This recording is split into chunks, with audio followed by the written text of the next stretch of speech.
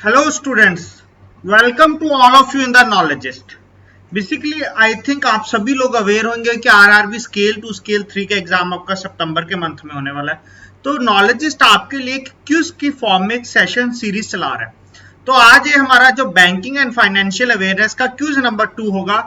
Basically आप इन cues के लिए हमारी वेबसाइट के ऊपर विजिट कर सकते हो या हमारी टेस्ट सीरीज के लिए भी आप विजिट कर सकते हो फ्रॉम test.knowledgeist.in। क्लियर। आज का हम सेशन स्टार्ट करते हैं आप लोगों के साथ। सबसे पहला क्वेश्चन आप लोगों की स्क्रीन के ऊपर, विच ऑफ द फॉलोइंग। सबसे पहले ध्यान से क्वेश्चन पढ़ते हैं फिर डिस्कस करते हैं। सबसे पहला क्वेश्चन आज के सेशन का, so which of the following funds is basically an index fund which trades like close end fund. I think आप सभी लोग अवेयर होंगे जब हमने क्लास में आप लोगों के साथ open end fund and close end fund के बारे में डिस्कस करा था। क्लियर। जब हम लोगों ने क्लास में आप लोगों के साथ ओपन एंड फंड और क्लोज एंड फंड के बारे में डिस्कस करा था, तब हमने ये चीजें डिस्कस करी थी। अब उन्होंने पूछा है which of the following funds, इनमें से वो कौन सा फंड है, is basically an index fund. Basically वो कौन सा फंड है, इंडेक्स फंड है। पहले तो which trades like close end fund, जो ट्रेड कैसे होता है, क्लोज एंड फंड की तरह होता है। आपकी स्क्रीन के ऊपर 4 ऑप्शन है, open end fund, money market fund, mutual fund, exchange traded fund. So please जल्दी जल्दी अपना आंसर बताइए कि इस क्वेश्चन का आंसर क्या आएगा। उसके बाद हम डिस्कस करते हैं क्वेश्चन। तो इस क्वेश्चन का आंसर जैसे कि आपको स्क्रीन के ऊपर दिखाई दे रहा है, एक्सचेंज ट्रेडेड फंड एक ऐसा इंडेक्स फंड है जो बेसिकली आपको कौन से अंडर ट्रीट होता है, वो बेसिकली ट्रेड होता है क्लोज एंड फंड के अंडर ट्रेड होता है। Clear. So answer number D. And ETF basically क्या, exchange traded fund is a basket of stocks. जैसे कि आपने देखा होगा निफ्टी ईटीएफ। क्लियर। इसमें बेसिकली क्या होता है, बहुत अलग अलग कंपनीज के स्टॉक्स एक साथ होते हैं। Clear. So an ETF is a basket of stocks.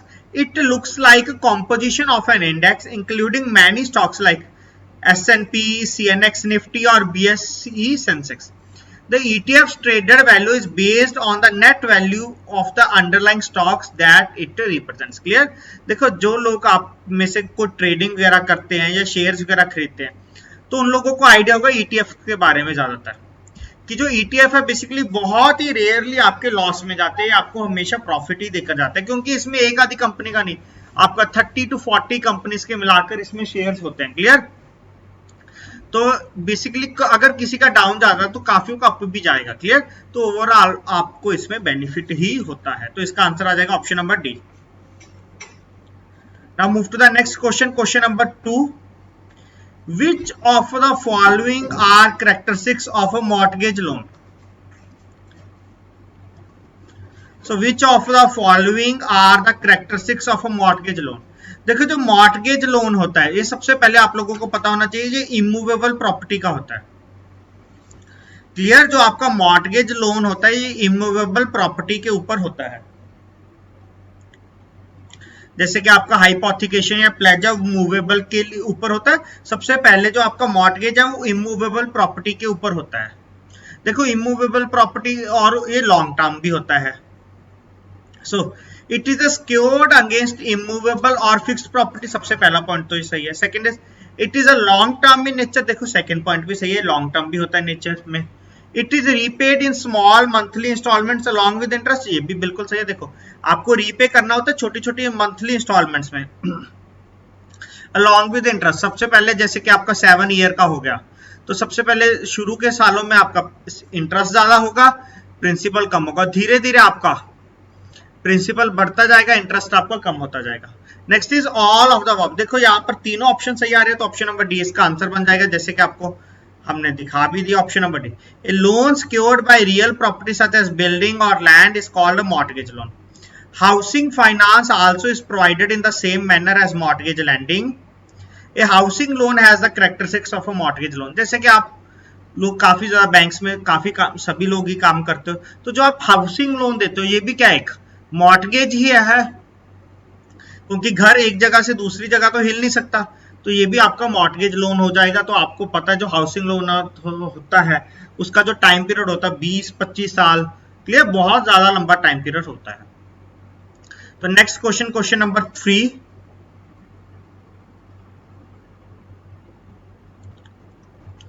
Question number 3, HFC stands for which of the following. तो जल्दी जल्दी आंसर बताइए, बहुत इजी क्वेश्चन है। HFC की फुल फॉर्म क्या है? First is housing finance company, housing finance corporation, housing federation of commerce, D none of the above. So please जल्दी जल्दी आंसर बताइए, इसका आंसर क्या आएगा? HFC stands for housing finance company, housing finance corporation, housing federation of commerce, D none of the above. So please answer the question fast. So इसका answer क्या आ जाएगा? Housing finance company. HFC stands for housing finance company.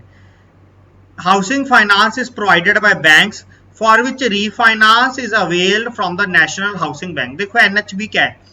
एक आपकी subsidiary ही मान सकते हैं हम, किसकी? RBI की।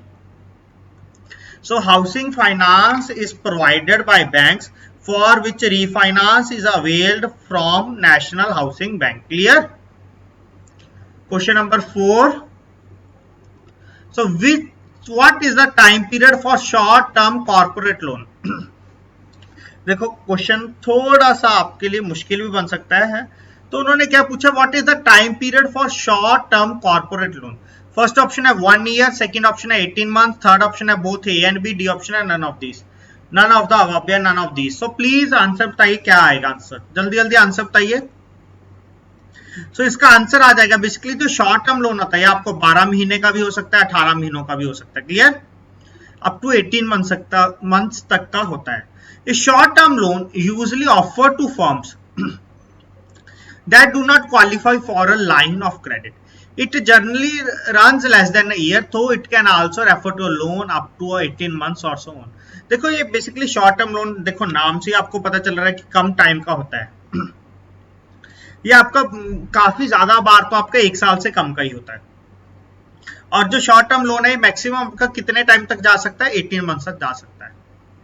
तो इसका आंसर ऑप्शन 1 भी सही है, ऑप्शन 2 भी सही है। तो आंसर क्या जाए? Option number C, both A and B. या तो 12 महीने भी हो सकते हैं या 18 महीने भी हो सकता है। क्लियर?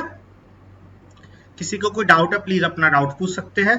देखो इनके रिगार्डिंग जो डिटेल में हम लोग डिस्कस करते हैं वो आपके क्लास के सेशंस में हम ऑलरेडी आप लोगों के साथ काफी ज्यादा डिटेल में सारे टॉपिक्स आप लोगों के साथ डिस्कस कर रहे हैं।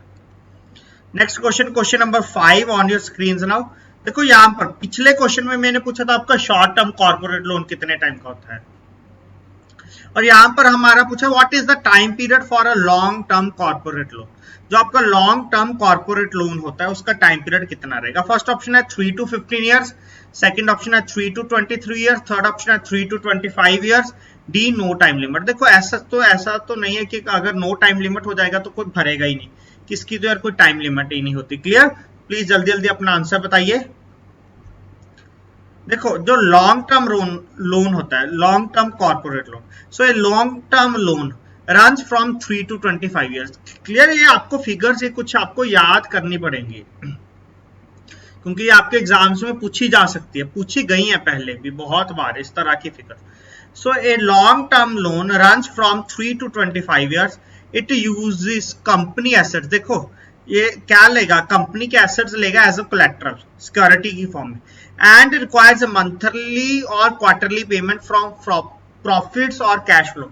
और देखो ये आपकी इंस्टॉलमेंट्स बांट दी जाती है कि आपको इतने इंस्टॉलमेंट्स में सारा लोन रीपेमेंट करना है, या तो मंथली होता है या क्वार्टरली होता है। 90% केसेस में वो आपका मंथली ही रहता है कि आपको मंथली इतनी इतनी अमाउंट भरनी है। Clear? Option C is the correct answer here. Now move to the next question, question number 6. What is the full form of RXIL? RXIL ये वाला क्वेश्चन आपका स्केल 2 में पूछा गया है 2019 में। देखो इस तरह की फुल फॉर्म्स आपके एग्जाम में पूछ लेते हैं। देखो स्केल 2 में पूछा गया था, उसके बाद 2020 में ये SBI PO के एग्जाम में पूछा गया था जो आपका मेंस होता है।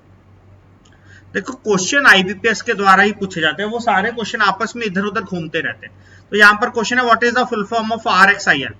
4 ऑप्शन है, receivable experience of India limited, reserve exchange of India limited, receivable exchange of India limited, reserve exchange of India location. So please जल्दी जल्दी अपना आंसर बताइए, क्या आंसर आएगा और ये क्या चीज होती है, RXIL क्या है। देखो जितने स्टूडेंट्स देख रहे हैं ये एक्सपेक्ट कि वो मेरे आंसर बताने से पहले एटलीस्ट अपना कमेंट में आंसर बताएं, क्योंकि वो ज्यादा बेटर है कि आप लोगों की प्रैक्टिस तभी होगी जब आप आंसर बताओगे। सुनने से बेटर है कि एटलीस्ट आप एक अपना आंसर अटेम्प्ट करो कि आप क्या सोचकर अटेम्प्ट कर रहे हो। वीडियो को पॉज करो, सोचो और देन क्वेश्चन का आंसर बताओ।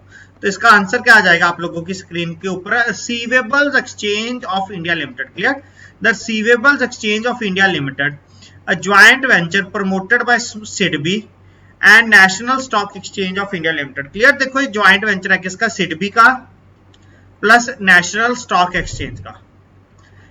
It is a great way to get invoices financed. Invoicing, discounting and financing is a powerful tool to raise capital. Clear, देखो हम लोगों ने आपके साथ डिस्कस करा हो कि डिस्काउंटिंग क्या होता है, तो वही चीज वो यहाँ पर बताना चाहते हैं। Invoice, discounting and financing is a powerful tool to raise capital. Clear, so RXIL stands for Receivable Exchange of India Limited.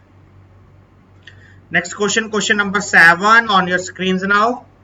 So what are the benefits of leasing to other companies?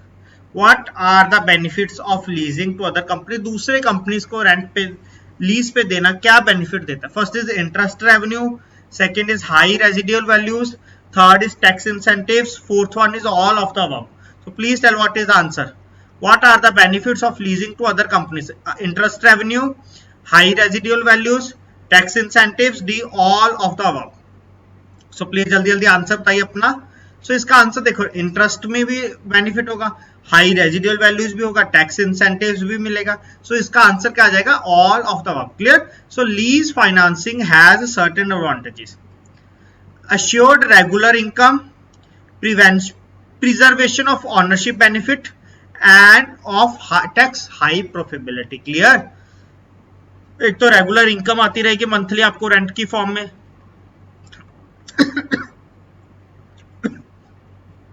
Sorry. Next is preservation of ownership benefit of tax high profitability. So next question, question number 8, very very important question. So which of the following committees recommended the development of lease financing in India? देखो ये वाला topic अभी तक हम लोगों ने आपके साथ डिस्कस नहीं करा, लीज फाइनेंसिंग का। तो इसके लिए मैं एक आपके लिए एक शॉर्ट वीडियो लेकर आऊंगा बहुत ही जल्द आपके लिए यूट्यूब के ऊपर, और इन सभी लेक्चर्स के अपडेट आपको नॉलेजेस के टेलीग्राम ग्रुप के ऊपर मिलते रहेंगे। Clear, so which of the following committees recommended the development of lease financing in India? देखो इनमें से कौन सी कमेटी है जिसने रिकमेंड करा था इंडिया में development of lease financing in India? So आपकी स्क्रीन के ऊपर 4 ऑप्शन है, Kothari committee, Dohotre committee, Rangarajan committee, Parsottam committee. So जल्दी जल्दी आंसर बताइए, इस क्वेश्चन का आंसर क्या आएगा?